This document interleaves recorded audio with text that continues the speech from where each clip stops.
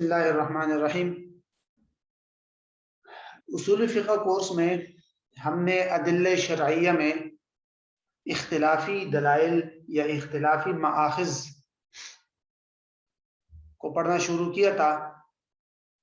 तो इस हवाले से तकरीबन मसालिह मुरसला का जो मौजू है वो हमने पढ़ लिया था। आज हम सद्द ज़राए से शुरू करते हैं।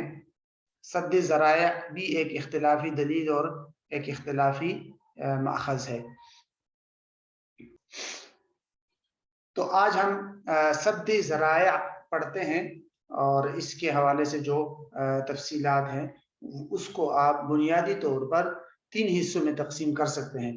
सद्द ज़राए का तारुफ, फिर दूसरे नंबर पर सद्द ज़राए की अक़साम और नंबर 3 सद्द ज़राए के बारे में फ़ुक़हा की आरा।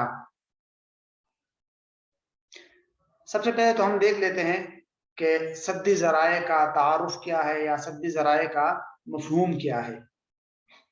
सद का लुग़वी माना है रोकना, मना कर देना, बंद कर देना, किसी चीज को रोक लेना, मना कर देना, किसी चीज को बंद कर देना, पार्ट वगैरह लगा के बंद कर देना, तो इसको कहते हैं सद। और ज़राए ये प्लूरल है, जमा है, इसका मुफरद जो है वो ज़रीआतुन है, ज़रीआतुन। ज़रिया का लुग़वी माना आता है वसीला, यानी मा युतवस्सलु बिही इला शैइन, मा युतवस्सलु बिही इला शैइन, ठीक है। यानी किसी भी चीज से यानी वो चीज जिसके जरिए आप किसी दूसरी चीज तक पहुंच जाए तो उसको कहते हैं ज़राया या ज़रिया। सद्द ज़राए का मफ़हूम क्या है? उलमा ने मुख्तलिफ अल्फाज में इसकी मुख्तलिफ तारीफ की है। सिर्फ ज़राए की अगर आप तारीफ करें तो उसको उलमा ने यूँ लिखा है कि भाई कुल्लु शैइन या मा युतवस्सलु बिही इला महरमिन, ठीक है। तो इसको बुनियादी तौर पर ज़रिया का नाम दिया गया है। बहरहाल उसूल फ़िक़्ह में जो सद्द ज़राए का मफ़हूम है, आसान अल्फाज में आप उसको यूं कह सकते हैं कि मा ज़ाहिरुहु मुबाहुन व युतवस्सलु बिही इला महरमिन, मा ज़ाहिरुहु मुबाहुन व युतवस्सलु बिही इला महरमिन। हर वो चीज जो बज़ाहिर खुद तो मुबाह हो, वो चीज जायज हो, लेकिन वो किसी नाजायज काम का सबब बने, किसी नाजायज काम तक पहुंचाने वाले हो, वो चीज या वो काम किसी नाजायज चीज तक पहुंचाने वाली हो, तो उसको रोक देना, उसको अभी से मना कर देना, इसको कहते हैं सद्द ज़रिया, ठीक है। तो आसान अल्फाज में इसकी तारीफ क्या हो जाएगी कि वो तमाम ज़राया, वो तमाम वसाइल जो बजाते खुद तो मुबाह और जायज है, लेकिन उनकी वजह से हुर्मत का दरवाजा खुल जाता है, उनके जरिए से कोई इंसान आगे जाकर हराम काम में पड़ सकता है। तो ऐसे जायज और मुबाह ज़राया और वसाइल को अभी से रोक लेना और उस पर नाजायज होने का या ममानियत का हुक्म लागू कर देना ताकि इंसान बिला आखिर जाके हराम काम में न पड़े, इसको कहते हैं सद्दुज़ ज़राया, ठीक है। मिसाल के तौर पर औरत मसलन किसी नामहरम औरत को देखना, अब ये एक किस्म का जरिया है, जिना का जरिया बन सकता है, तो इसको हराम करार दिया गया। इसी तरह इसी से फिर उलमा ने कई कायदे भी निकाले हैं कि भाई अत्तरीक़ु इलल हरामी हरामुन, अत्तरीक़ु इलल हरामी हरामुन, इस तरह के कायदे भी फुक़हा ने फिर इससे मुस्तंबत किए हैं। बहरहाल बुनियादी तौर पर इसकी 3 किस्में कर सकते हैं। सद्द ज़राए की 3 अक़साम है। पहला या ज़राए की 3 अक़साम है, सद्द ज़राए की नहीं, इसको ज़राए के 3 अक़साम कह सकते हैं। पहली किस्म वो ज़राए और वो वसाइल है जिनकी वजह से इंसान शाज़ व नादिर ही खराबी में या हराम काम में पड़ सके। ٹھیک ہے، یعنی وہ ذرائع جس کی وجہ سے انسان کا حرام کام میں پڑنا شاذ و نادر ہو، یقینی نہ ہو، یقینی بھی نہ ہو، اور اکثر مواقع پر انسان حرام کام میں نہ پڑے، لیکن شاذ و نادر ایک وہم ہے کہ ممکن ہے کہ یہ شخص اس کام کی وجہ سے حرام کام میں پڑ جائے، تو اس کو تقریباً تمام علماء کہتے ہیں کہ اس ذرائع کو منع نہیں کیا جائے گا، ان پر حرام کا حکم لاگو نہیں ہوگا۔ مثال کے طور پر جس عورت کے ساتھ منگنی کرنی ہے، نکاح مثلا نکاح کرنا ہے، خود جو نکاح کا خطبہ دیا جاتا ہے، پیغام، اس کو ایک نظر دیکھنا، اب یہ شاذ و نادر ہی 100% میں سے 1% بھی نہیں، مطلب یہ کہ ایک وہم ہے صرف کہ بھئی یہ جو بد نظری ہو رہی ہے، جو غیر محرم کو دیکھا جا رہا ہے، یہ آگے حرمت کا سبب بن سکتی ہے، نہیں، یہ بالکل ہی دور کا یعنی کہ سبب بن سکتی ہے۔ اسی طرح انگور کسی کو بیچنا، اب یہ وہم و گمان ہے صرف کہ بھئی یہ انگور جا کے ممکن ہے یہ آدمی جا کے اس سے شراب بنا لے، تو یہ تو ایک دور کا وہم ہے، یہ حقیقت میں ذرائع میں آتا ہی نہیں ہے، یہ تو اوہام میں آتا ہے، اس لیے علماء اس کو منع نہیں کرتے۔ نمبر 2، دوسری اقسام ان ذرائع کی ہے جو کثرت سے خرابی اور حرام کام کا سبب بن جائے۔ کثرت سے کا کیا مطلب ہے؟ کثرت سے کا مطلب یہ ہے کہ انسان کو یقین ہو یا غالب گمان یہ ہو کہ میرا یہ کام آگے جا کے خرابی بن سکتی ہے، میرے اس کام کی وجہ سے، میرے اس عمل کی وجہ سے آگے حرام کام میں ابتلا ہو سکتا ہے، یقین یا غالب گمان ہو۔ مثال کے طور پر فتنے کے زمانے میں باغیوں کو ہتھیار فروخت کرنا، کہتے ہیں نا علماء، یا مثال کے طور پر خود جوئے کا اڈا بنا دینا اور پھر اس کو کرائے پر دے دینا، یا اس کی آج کل کی مثال آپ یوں کہہ سکتے ہیں کہ اپنی طرف سے خود آپ نے سودی بینک کے لیے، باقاعدہ بینک کے لیے ہی جگہ بنائی اور پھر اس کو دے دیا، ہاں ویسے مکان بنایا تھا پھر دے دیا، اس میں علماء کچھ نہ کچھ گنجائش دیتے ہیں کہ بھئی معلوم نہ ہو یا اس طرح، لیکن باقاعدہ بینک کی ریکوائرمنٹ پہ بینک کو جو بھی کچھ بھی چاہیے سودی بینک کو، وہ تمام آپ نے یعنی شروع سے تعمیر ہی آپ نے بینک کے لیے کر دی۔ یا اس سے بھی زیادہ آسان الفاظ میں آپ یوں کہہ سکتے ہیں کہ کسی نامحرم عورت، وہ تو خیر وہ بھی مطلب کثرت میں نہیں آ سکتا، لیکن بہرحال یوں اس کی بعض مثالیں علماء نے یہ بھی دی ہے کہ مثال کے طور پر آپ جو ہے ٹی وی ہے نا، آپ ٹی وی جو ہے اس کا جائز استعمال بھی ہے، ناجائز بھی ہے، تو آپ کسی ایسے آدمی کے ہاتھ فروخت کر رہے ہیں کہ آپ کو یقین ہو گیا کہ وہ اس کو ناجائز کام میں استعمال کرے گا، بلکہ اس نے باقاعدہ تذکرہ بھی کر دیا کہ مجھے یہ فلموں وغیرہ کے لیے چاہیے، تو یہ اس میں آئے گا۔ بہرحال ہر وہ عمل جو کثرت سے یا یقینی طور پر یا غالب گمان کے مطابق وہ حرام کام کا سبب بنے، تو اس کو علماء منع کرتے ہیں کہ بھئی یہ ناجائز ہے۔ اس پر بھی علماء کا تقریباً اکثر علماء اس کو بھی اتفاقی طور پر قبول کرتے ہیں۔ تیسری صورت ہے کہ ایک چیز بذات خود حرام کام کا سبب نہ بنے، لیکن استعمال کرنے والے کے غلط استعمال کی وجہ سے وہ حرام کام کا سبب بنے اور آپ کو معلوم بھی نہیں تھا۔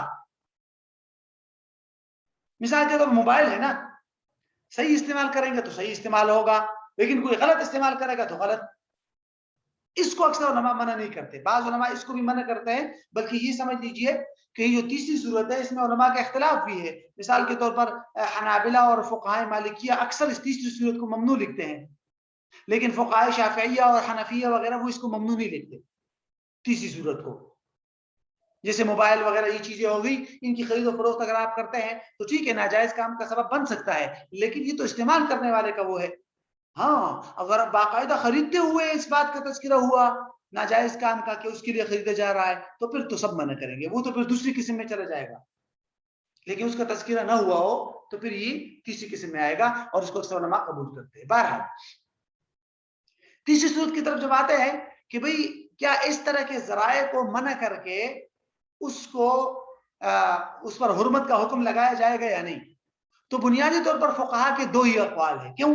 کیونکہ جو پہلی صورت ہے اس کو اکثر فقہا منع نہیں کرتے، دوسری صورت کو تمام فقہا تقریباً منع کرتے ہیں، اور یہ جو تیسری صورت ہے اسی کے اندر تقریباً فقہا کا اختلاف ہے. جیسے میں نے آپ کو بتا دیا کہ فقہائے مالکیہ اور حنابلہ اس کو بھی منع کرتے ہیں کہ ایسے وسائل ہی حرام ہے، اور حنفی اور شافعیہ اس کو منع نہیں کرتے. بالفاظ دیگر آپ یوں کہہ سکتے ہیں کہ حنفیہ اور شافعیہ کے ہاں سد ذرائع کوئی مأخذ نہیں ہے، کوئی مستقل سورس آف احکام نہیں ہے، جبکہ دیگر فقہا سد ذرائع کو سورس آف یعنی احکام اور مأخذ اور دلیل سمجھتے ہیں. مثال کے طور پر انہوں نے قرآن مجید کی اس آیت سے استدلال کیا نا کہ سورۃ الانعام میں آتا ہے کہ وَلَا تَسُبُّوا الَّذِينَ يَدْعُونَ مِن دُونِ اللَّهِ فَيَسُبُّوا اللَّهَ عَدْوًا بِغَيْرِ عِلْمٍ، کہ تم کفار کے معبودان باطلہ کو گالی نہ دو کیونکہ اس کے مقابلے میں وہ اللہ کو گالی دیں گے. تو آپ کا یہ کام بذات خود غلط تو نہیں ہے، لیکن یہ آگے غلط کام کا سبب بن رہا ہے. تو اس طرح کے دلائل کی بنیاد پر فقہائے مالکیہ اور حنابلہ اس کو باقاعدہ سورس اور مستقل دلیل مانتے ہیں، لیکن حنفیہ اور شافعیہ اس کو مستقل دلیل نہیں مانتے. وہ کہتے ہیں کہ سد ذرائع بذات خود کوئی سورس یا دلیل نہیں ہے. ہاں جو چیزیں منع ہے اس کو الگ وجوہات کی بنیاد پر حنفیہ وغیرہ منع کرتے ہیں. مثال کے طور پر حنفیہ جو ہے وہ اعانت علی المعصیت کو ایک بہت بڑا دلیل مانتے ہیں نا کہ بھئی جس چیز میں یقینی طور پر یا غالب گمان اعانت علی المعصیت کا ہو تو پھر وہ حرام ہے. ٹھیک ہے، اس کی باقاعدہ قرآن مجید کی دلیل ہے وَتَعَاوَنُوا عَلَى الْبِرِّ وَالتَّقْوَىٰ، یعنی وَلَا تَعَاوَنُوا عَلَى الْإِثْمِ وَالْعُدْوَانِ. تو وہ اس بنیاد پر. اسی طرح فقہائے حنفیہ جو ہے وہ زیادہ سے زیادہ احتیاطی پہلو یعنی آسان الفاظ میں کہوں کہ سد ذریعہ اصول فقہ میں حنفیہ کا اصول نہیں ہے. ٹھیک ہے، اور وہ یہی کہتے ہیں کہ بھئی سد ذریعہ کی بنیاد پر آپ محض وہم کی بنیاد پر کسی چیز کو کیسے حرام قرار دے سکتے ہیں؟ ایک چیز بذات خود جائز ہے تو جائز ہے، اگر وہ حرمت کا سبب بن رہا ہے تو کوئی اور وجہ اس کو ڈھونڈیے. اگر یقینی یا غالب گمان ہے تو ٹھیک ہے اعانت علی المعصیت ہے، لیکن بذات خود سد ذریعہ کوئی ماخذ اور مستقل دلیل نہیں ہے. یہ الگ بات ہے کہ جیسے میں نے آپ کو بتا دیا اعانت علی المعصیت ہو یا سد ذرائع ہو، فی الجملہ تقریباً فقہا نے اس بیس کو قبول کیا ہے. ہاں یہ الگ بات ہے کہ ممانعت یا کسی چیز پر حرام ہونے کا حکم لگانے کے لیے پھر اجتہاد کے طریقے الگ ہو جاتے ہیں، کچھ اس کو سد ذرائع کا نام دے دیتے ہیں اور کچھ اعانت علی المعصیت کا. ٹھیک ہے، تو بہرحال یہ سد ذریعہ سے متعلق کچھ تفصیل تھی. اب آ جائیے آگے عرف. ایک اور ماخذ ہے عرف کا. عرف کا لغوی معنی تو آتا ہے کہ شناسا ہونا. اس کے لیے آپ چار باتیں ذہن میں رکھیے گا: تعارف، اقسام، حجیت اور شرائط. تو عرف کے لغوی معنی ہے کہ یعنی معروف، مشہور ہو جانا یا شناسائی ہو جانا، جس معرفت کا لفظ بھی اسی سے نا. اور دوسرا ایک اور لفظ بھی استعمال ہوتا ہے عادت، یعنی جو انسان کوئی کام بار بار کرے. اکثر فقہا کے ہاں عرف اور عادت ایک ہی چیز ہے. لغوی طور پر تو فرق کرتے ہیں علماء، کہتے ہیں کہ بھئی عادت جو ہے وہ انڈیویجول کسی کام کو کہتے ہیں، یعنی انفرادی. مثلا میری عادت ہے میں فلاں کام کرتا ہوں، میری عادت ہے میں یہ چیز استعمال کرتا ہوں. یہ انفرادی طور پر جو کام انسان بار بار کرتا ہے، وہی انفرادی کام جب مستقل طور پر عام معاشرے میں رائج ہو جائے، لوگ اس کو کرنے لگ جائے تو وہ عرف بن جاتا ہے. لیکن فقہ کے اندر، اصولی فقہ کے اندر عمومی طور پر فقہا عرف اور عادت کو ایک ہی معنی میں لیتے ہیں. اور عرف کی جو تعریف، مشہور تعریف ہے نا، وہ کی جاتی ہے کہ مستقر فی النفوس من جہت العقول وتلقته الطباع السلیمہ بالقبول.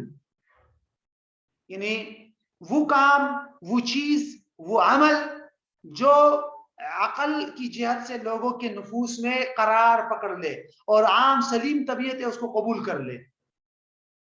آسان الفاظ میں آپ اس کی تعریف یوں کر سکتے ہیں کہ بھئی عام معاشرے کے اندر رائج کوئی عمل، کوئی کام یا کوئی بھی چیز جس کو لوگ بار بار کرتے ہو تو اس کو کہتے ہیں عرف. ٹھیک ہے، یعنی عام زندگی میں لوگ جو کام بار بار کرتے ہوں اس کو عرف کا نام دیا گیا ہے.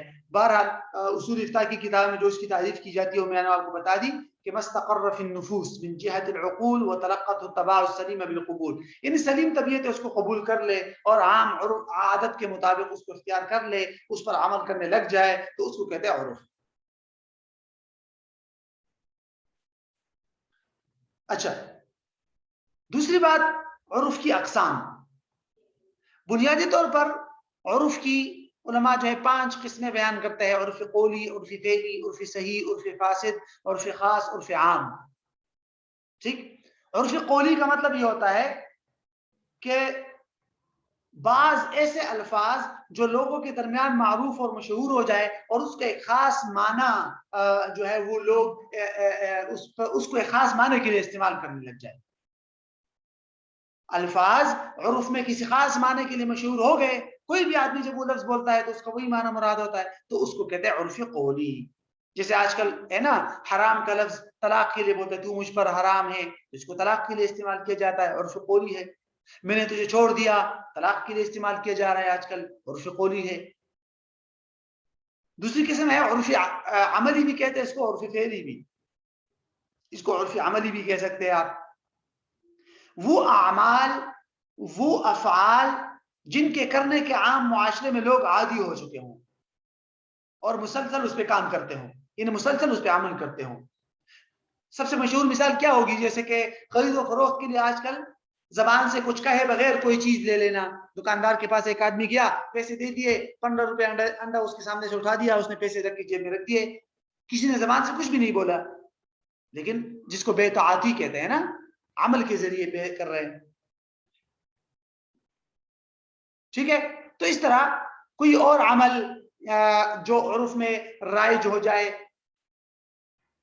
مثال کے طور پر استثناء آپ کہہ سکتے ہیں اس میں، جو آرڈر پر لوگ چیزیں بنواتے ہیں، ایک عمل ہے، پرانے زمانے سے لوگ کرتے آ رہے ہیں، تو ٹھیک ہے، کرتے آ رہے ہیں، تعامل جس کو کہتے ہیں. ٹھیک. تو اس کو کہتے ہیں عرفی عملی یا عرفی فعلی. تیسری قسم ہے عرفی صحیح.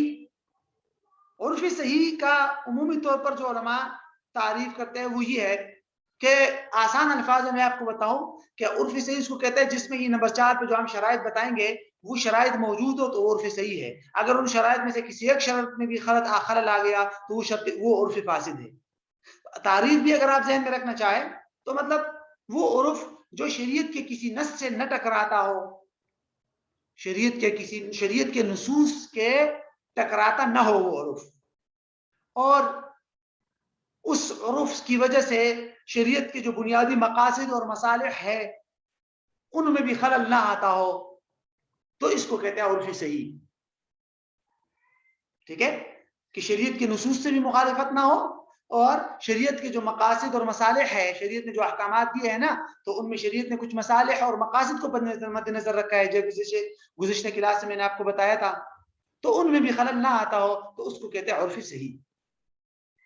اور عرف فاسد جو اس کا مقابل ہو، شریعت کی کسی نص کی مخالفت لازم آ جائے، یا شریعت نے جو مصالح دیے ہیں اور اس مصلحت کی خلاف ورزی لازم آ رہی ہو، مصلحت فوت ہو رہا ہو. مثلا شریعت نے کون سے مصالح ہمیں دیے ہیں؟ تحفظ نفس، تحفظ مال، تحفظ آبرو، تحفظ عقل، یہ ساری ہے نا. تو اگر کوئی بھی ایسا عرف جو ان میں سے کسی بھی تحفظ اور کسی کی جان کے لیے مضر ہو، کسی کی مال کے لیے مضر ہو، کسی کے عقل کے لیے مضر ہو، نشہ ہو اس میں، اگرچہ اس کا عرف ہو جائے تو وہ عرف فاسد کہلائے گا. تو شریعت کے مقاصد اور مصالح کی خلاف ورزی ہو یا شریعت کے نصوص کی مخالفت. نمبر 5 اور نمبر 6، یہ نمبر 5 نمبر 6 جو ہے یہ در حقیقت انہی کے تحت آ سکتا ہے. مثلا عرف قولی خاص عام، عرف عملی خاص عام، یہ دونوں گوئے کے ذیلی قسمیں ہیں. عرف خاص کا کیا مطلب ہوگا؟ عرف خاص کا مطلب یہ ہوگا کہ جس پر کسی خاص گروہ نے عمل کرنا شروع کر دیا ہو، یعنی وہ عرف محدود ہو چند لوگوں تک یا ایک شہر تک، اکثر یا تمام لوگوں نے یا اکثر لوگوں نے اس کو اختیار نہ کیا ہو، بعض لوگوں نے اس کو اختیار کیا ہو. یعنی کسی فرد واحد کی عادت ہو، یا ایک طائفہ معینہ، ایک خاص گروہ کی عادت ہو، یا ایک خاص شہر ہے چھوٹا سا، اس شہر کی عادت یا عرف ہو، تو اس کو کہتے ہیں عرف خاص. اور جو عرف عام ہے اس کا کیا مطلب ہوگا کہ تقریباً تمام پورے ملک نے اس کو اختیار کر لیا ہو یا اکثر شہروں میں اس پہ عمل کیا جانے لگے، تو اس کو کہتے ہیں عرف عام. عرف عام کو تو اکثر علماء نے قبول کیا ہے حنفیہ میں سے، عرف خاص کو عمومی طور پر علماء قبول نہیں کرتے. ٹھیک ہے، اب آتے ہیں ہم ذرا عرف کی حجیت کی طرف کہ کیا عرف باقاعدہ مستقل مأخذ اور دلیل ہے یا نہیں. اس بارے میں مشہور اقوال دو ہے. پہلی رائے فقہائے حنفیہ، مالکیہ اور کچھ حنابلہ کی ہے، جیسے علامہ ابن قیم رحمہ اللہ. ان حضرات کی رائے یہ ہے کہ بھئی عرف بھی باقاعدہ مستقل دلیل ہے، مستقل سورس ہے اور باقاعدہ حجت شرعی ہے. انہوں نے بہت سارے دلائل سے استدلال کیا. کچھ قرآن مجید کی آیات ہے جیسے خذ العفو وأمر بالعرف، اور کچھ احادیث ہے جیسے ما رآہ المسلمون حسن فهو عند اللہ حسن. بہرحال، اور اسی سے پھر فقہائے حنفیہ نے کئی قسم کے فقہی قواعد بھی مستنبط کیے ہیں. العادۃ محکمۃ، المعروف عرفا کالمشروط شرطا. ٹھیک ہے، اس طرح کے جو قواعد ہیں، فقہی قواعد. دوسری رائے جو عمومی طور پر فقہائے شافعیہ اور اکثر حنابلہ کی طرف منسوب کی جاتی ہے، وہ کہتے ہیں کہ عرف کوئی مستقل سورس نہیں ہے، کوئی مستقل دلیل نہیں ہے. ہاں، اگر شارع نے خود کسی قرآنی آیت میں یا حدیث کے اندر کسی عرف کا تذکرہ کر دیا اور اس کو معتبر قرار دیا اور یہ معلوم ہو گیا کہ بھئی اس حکم میں عرف کا ایک مستقل کردار ہے، تو ٹھیک ہے، اس عرف کی وجہ سے احکام میں چینجنگ وغیرہ آ سکتی ہے، لیکن الگ سے مستقل طور پر عرف کوئی حجت، کوئی دلیل نہیں ہے. ٹھیک ہے، یہ تو اس سے متعلق. اب شرائط دیکھتے ہیں، پھر شرائط کے بعد ایک دو چھوٹی چھوٹی باتیں. عرف کو جن فقہاء نے مستقل دلیل مانا ہے، انہوں نے عرف کے لیے الگ سے کچھ شرائط طے کی ہیں. مثال کے طور پر پہلی شرط تو یہ ہے کہ عرف کی وجہ سے شریعت کے کسی بھی نص کی مخالفت لازم نہ ہے. کوئی کسی قرآنی آیت کی مخالفت لازم نہ ہے، کسی حدیث کی مخالفت لازم نہ ہے، یعنی نصوص کی مخالف نہ ہو وہ عرف. دوسری شرط یہ ہے کہ وہ عرف عام ہو، یعنی آسان الفاظ میں اس کو بعض علماء یوں کہتے ہیں نا، عرف مضطرد ہو، عرف غالب ہو، یعنی اکثر لوگوں نے اس پہ عمل شروع کر دیا ہو. ایسا نہیں ہے دو تین آدمی عمل کر رہے ہیں اور آپ نے اس کو عرف کا حکم دے دیا، نہیں، اکثر لوگوں نے اس پہ عمل کرنا شروع کر دیا ہو. اور تیسری بنیادی شرط یہ ہے کہ عرف پہلے سے چلا آ رہا ہو. یہ نہیں ہے کہ آج کوئی کسی حکم کو آپ عرف کی بنیاد پر کوئی حکم لگا رہے ہیں اور وہ عرف ابھی وجود میں ہی نہیں آیا، بلکہ آپ کہہ رہے ہیں کہ بھئی مستقبل میں یہ عرف آ سکتا ہے، اس لیے ابھی سے یہ حکم جاری کر دیں. نہیں، ایسا نہیں ہو سکتا. عرف وجود میں آ گیا، اس کے بعد آپ اس کی بنیاد پر احکام میں تبدیلی وغیرہ کر سکتے ہیں.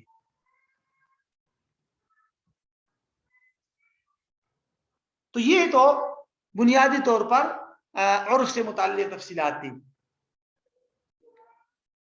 اس سلسلے میں ایک اور بات بھی ذہن میں، کہ جیسے میں نے پہلے بتایا تھا کہ عرف خاص کو اکثر حنفیہ نے قبول نہیں کیا، عرف عام ہی کو قبول کرتے ہیں. ہاں، البتہ اتنی بات ہے کہ عرف عام کے بارے میں یہ اصول ہے، اصول افتاء کے اندر آپ دیکھیں گے. اس کے لیے آپ عرف کی بحث کے لیے حضرت شیخ تقی صاحب کی کتاب دیکھ لیجئے، اصول افتاء و آدابہ، اس میں تفصیل موجود ہے. تو حنفیہ کہتے ہیں کہ بھئی اگر کوئی ایسا مسئلہ ہے جس کا قرآن کے اندر بھی ذکر نہیں ہے، حدیث میں بھی نہیں ہے، اجماع بھی اس پر نہیں ہوا، قیاس بھی نہیں ہے، ٹھیک ہے، تو عرف کی بنیاد پر ہم اس کے اندر عرف کی بنیاد پر حکم لاگو کر سکتے ہیں. جیسے علماء کہتے ہیں نا کہ وہ شرائط خرید و فروخت میں ایسی شرط لگانا جس کا عرف اور رواج ہو چکا ہو، تو اس کی اجازت ہے. ٹھیک ہے، لیکن اگر قرآن و سنت کی مخالفت لازم ہے، پھر اس کو قبول نہیں کریں گے. ہاں، اور عرف عام کی وجہ سے نصوص کے اندر تخصیص بھی کرتے ہیں فقہائے حنفیہ. عرف عام کی بنیاد پر نصوص میں تخصیص کی جا سکتی ہے. تو بہرحال یہ ایک الگ بحث ہے جو جس کا تعلق اصول افتاء وغیرہ کے ساتھ ہے. تو جتنی بنیادی باتیں تھی عرف سے متعلق، وہ یہی چار تھی جس کو آپ نے ذہن میں رکھ لینا. اور یہ بھی ذہن میں رکھ لیجئے، جسے میں نے ابھی آپ کو بتا دیا کہ عرف کا جو مرتبہ ہے وہ بنیادی طور پر جو اتفاقی دلائل ہے ان کے بعد آتا ہے. مثلا قرآن سنت اجماع اور قیاس، اس کے بعد جا کے پھر مجتہد جو ہے وہ غور و فکر کرتا ہے اور کسی حکم کو عرف کی بنیاد پر جو ہے وہ کوئی حکم اپلائی کرتا ہے، لاگو کرتا ہے۔ تو عرف کا اور فقہائے حنفیہ کا استحسان کا آپس میں بڑا گہرا ربط ہے، ٹھیک ہے۔ اور اسی عرف کی بنیاد پر فقہاء نے بہت سارے فقہی قواعد بھی مستنبط کیے ہیں، جیسے میں نے آپ کو پہلی بھی ایک دو بتایا نا، جیسے العادۃ محکمۃ ہے، اور لا ينکر تغیر الاحکام بتغیر الازمان، المعروف عرفا کالمشروط شرطا، المعروف بین التجار کالشرط بینہم، وغیرہ وغیرہ۔ اس طرح کے کئی فقہی قواعد ہیں جو فقہاء نے مستنبط کیے ہیں۔ یہ اگلا پوائنٹ ہے، لیکن اس کو انشاءاللہ کل کی کلاس میں اس کو کوشش کریں گے کہ اس کو ختم کر لیں۔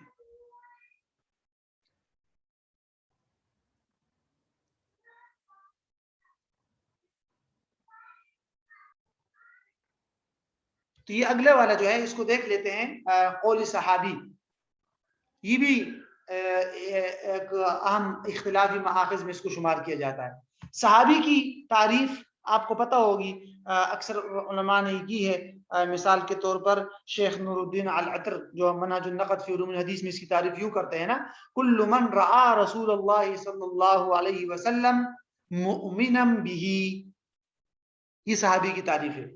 کل من رعا رسول اللہ صلی اللہ علیہ وسلم مؤمنا به، کہ ہر وہ شخصیت جس نے حالت ایمان میں سرور عالم صلی اللہ علیہ وسلم کو دیکھا، اس کو کہتے ہیں صحابی۔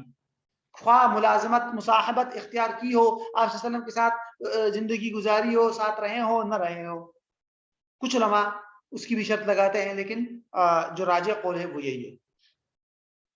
قول صحابی کا کیا مطلب ہے؟ ٹھیک ہے، یہ پہلی بات چل رہی ہے تعارف۔ قول صحابی کا مطلب یہ ہے نا کہ آپ صلی اللہ علیہ وسلم کی وفات کے بعد صحابہ کرام میں سے صحابہ کرام ہی نے یہ پورا دین ہم تک جو ہے پہنچانے کا وہ جو بنیادی ذمہ داری ہے وہ انجام دی ہے۔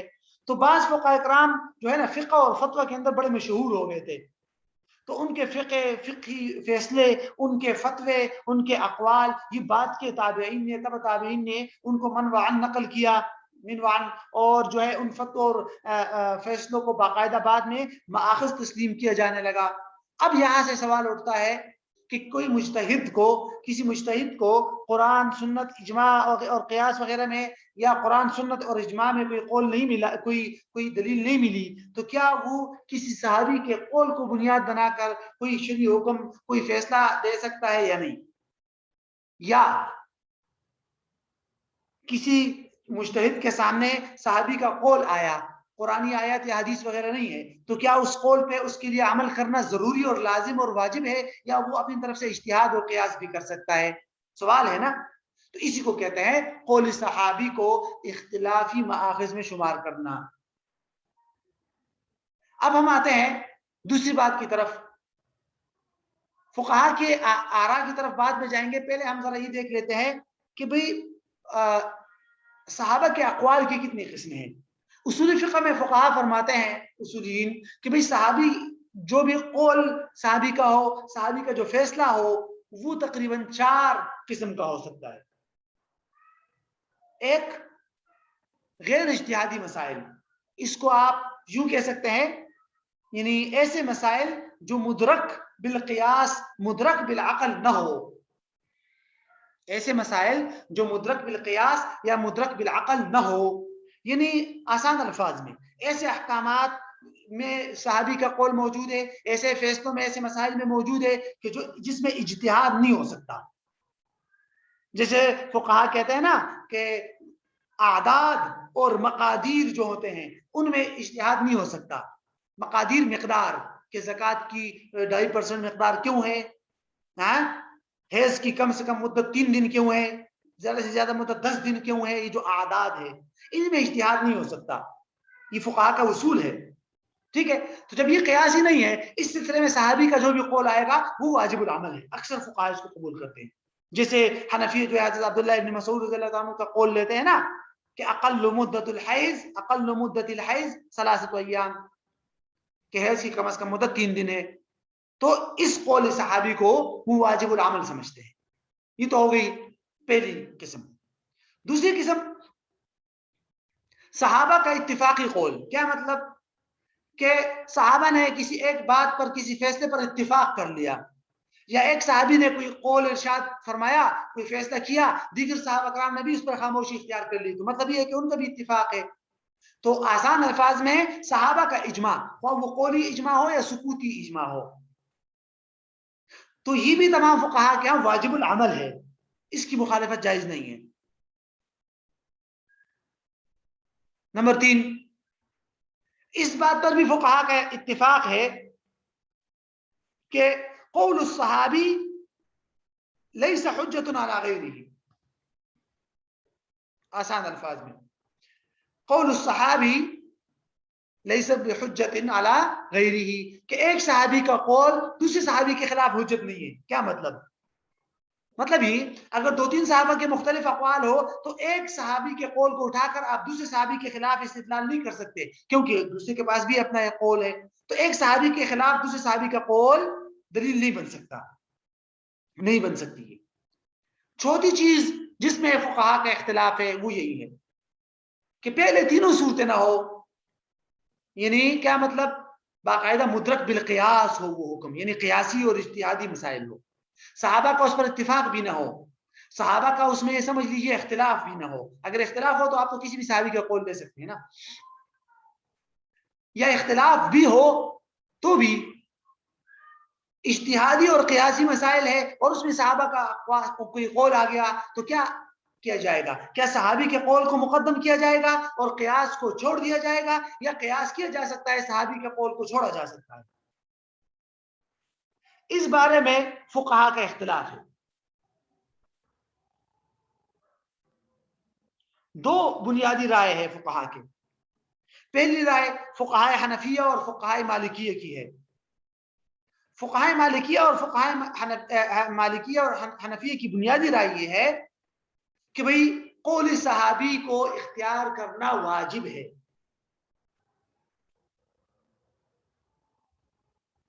ٹھیک ہے، بلکہ یہ اصول ہے، یہ باقاعدہ حنفیہ کے بڑی بڑی اصول فقہ کی کتابوں میں، توضیح تلوی وغیرہ، اصول السرخسی وغیرہ میں باقاعدہ یہ موجود ہے کہ قول الصحابی یقدم علی القیاس۔ حنفیہ کے ہاں صحابی کے قول کو قیاس کے مخالف پر مقدم کرتے ہیں۔ ہاں یہ الگ بات ہے کہ جب صحابہ کا آپس میں اختلاف ہو، 2-3 صحابہ کے مختلف اقوال ہو، تو پھر وہ کسی ایک صحابی کا قول لیتے ہیں، لیکن اس کی بھی الگ وجوہات ترجیح ہوتی ہے کہ ہم ان 3 صحابہ میں سے اس صحابی کا قول کیوں لے رہے ہیں، کیونکہ اس کی وجہ ترجیح یہ ہے، یہ ہے، یہ ہے، تو وجوہات ترجیح بیان کر کے بہرحال صحابہ کے جو جتنے بھی اقوال ہو اس دائرے سے نہیں نکلتے۔ بنیادی طور پر حنفی اور مالکیہ کی رائے ہے۔ دوسری رائے امام شافعی رحمہ اللہ اور امام احمد رحمہ اللہ کی ہے، وہ کہتے ہیں کہ نہیں، صحابی کے قول ایسی صورت میں مستقل سورس اور مستقل حجت نہیں ہے کہ جس کی اتباع لازم ہو، بلکہ وہ کہتے ہیں اتباع جائز بھی ہے اور آپ قیاس کر کے اس کی مخالفت بھی کر سکتے ہیں۔ وہ کہتے ہیں صحابی ہے، صحابی شارع بھی نہیں ہے، صحابی معصوم بھی نہیں ہے، تو اس لیے وہ کہتے ہیں ہم اس کو اختیار کر سکتے ہیں۔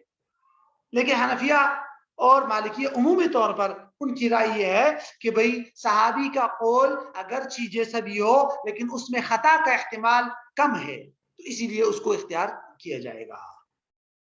تو بہرحال یہ ہے بنیادی طور پر قول صحابی کی تفصیلات۔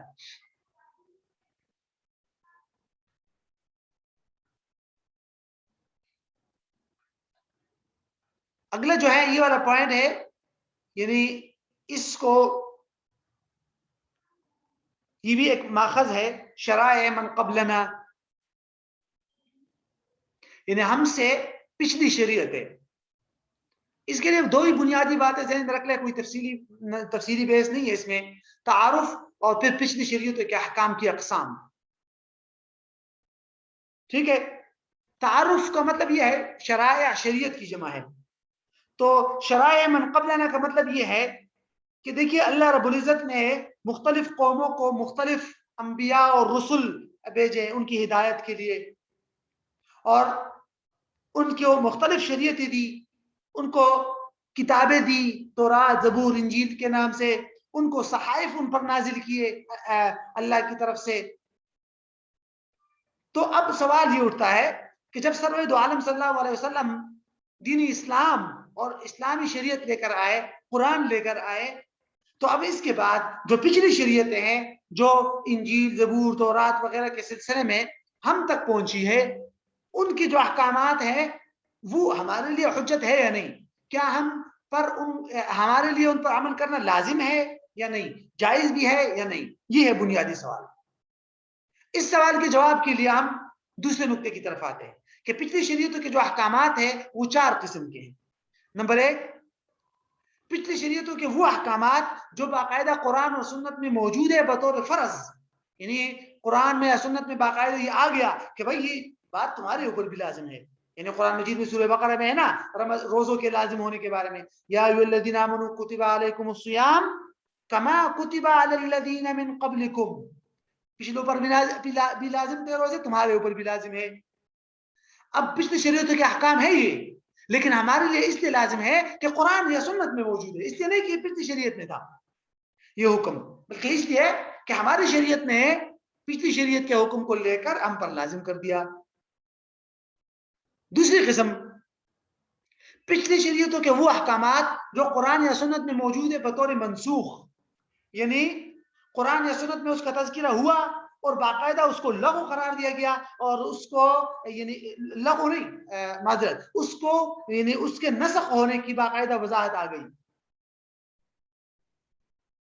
تو اس کے بارے میں بھی بنیادی اصول یہی ہے کہ یہ ہمارے لیے ان پر عمل کرنا جائز ہی نہیں ہے، واجب تو دور کی بات، ہمارے لیے اس پر عمل کرنا جائز ہی نہیں ہے۔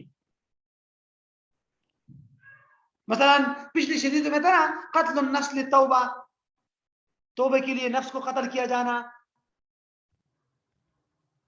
اسی طرح اور بھی کپڑوں پر نجاست لگ جاتی تھی تو اس کو کاٹ لیتے تھے، ٹھیک ہے۔ اسی طرح قرآن مجید کی وہ ایک آیت ہے سورہ انعام کی جس میں یہ آیا ہے کہ بھئی مجھ پر جو ہے یہ چیز کوئی بھی چیز حرام نہیں ہے، یعنی کہ چربی، یعنی قرآن مجید میں ایک آیت ہے وہ کس طرح حرمنا علیہم شحومہما الا ما حملت ظہورہما او الحوایا او ما اختلط بعظم، کہ بھئی پچھلی جو شریعت کے لوگ تھے ان پر جو چربی وغیرہ لازم کی گئی تھی حلال جانوروں کی، وہ ذالک جزیناہم ببغیہم، ہے نا اس طرح کے الفاظ کہ یہ ان کی سرکشی کی وجہ سے تھا۔ قل لا اجد فیما اوحی، یعنی اب جو ہے یعنی آیت میں یہ ہے کہ یہ چیزیں ہمارے لیے حرام نہیں ہیں، تو بہرحال اس کو منسوخ کر دیا گیا کہ جو چیزیں ہم نے پچھلوں پر لازم کی تھی آپ کے لیے وہ یعنی کہ وہ لازم نہیں ہے، تو ان پر یعنی ہم عمل نہیں کریں گے۔ تیسری قسم جو ہے ان احکامات کا ہے جس کا قرآن و سنت میں کوئی تذکرہ نہیں ہے، نہ قرآن میں اس کا تذکرہ ہے نہ سنت میں، ٹھیک ہے۔ یہ بنیادی طور پر یہ جو تیسری قسم ہے کہ جس کا قرآن و سنت میں کوئی ذکر نہ ہو، اس کے بارے میں علماء کا بنیادی اصول یہ ہے کہ لا نصدق ولا نکذب، کہ نہ ہم اس کی تصدیق کریں گے نہ تکذیب کریں گے، اور نہ ہی وہ ہماری شریعت کا حصہ ہے، نہ ہم اس پہ عمل کریں گے، کیونکہ وہ سچ بھی ہو سکتا ہے، وہ جھوٹ بھی ہو سکتا ہے، لوگوں نے تحریف کر دی ہے، تو وہ ہماری شریعت کا حصہ نہیں ہے۔ نمبر 4، جو قرآن و سنت میں موجود ہے لیکن قرآن و سنت میں باقاعدہ وضاحت نہیں ہے کہ بھئی یہ چیز تمہارے اوپر فرض ہے یا تمہارے لیے منسوخ ہو چکی ہے، اس بات پہ کوئی وضاحت موجود نہ ہو، اسی قسم میں فقہا کا اختلاف ہے۔ پھر کچھ فقہا مثال کے طور پر حنفیہ، حنابلہ اور بعض مالکیہ وہ کہتے ہیں کہ بھئی ان پر عمل کرنا ضروری ہے، کیوں؟ قرآن میں آ گیا، سنت میں آ گیا اور خاموشی ہے، تو اس کا مطلب یہ ہے کہ اب قرآن و حدیث کا حصہ ہے، وہ جب حصہ ہے تو ہم عمل کریں گے۔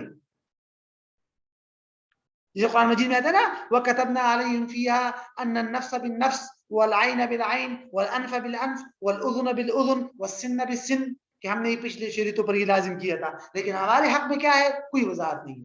تو حنفیہ اور حنابلہ اور مالکیہ بلکہ بعض شافعیہ کی بھی رائے ہے کہ یہ حجت ہے اور ہمارے لیے یہ ہماری شریعت کا حصہ ہے، جبکہ دوسری طرف کچھ علماء کی یہ رائے ہے بعض شافعیہ وغیرہ کی، وہ کہتے ہیں کہ نہیں، یہ ہماری شریعت کا حصہ نہیں ہوگا۔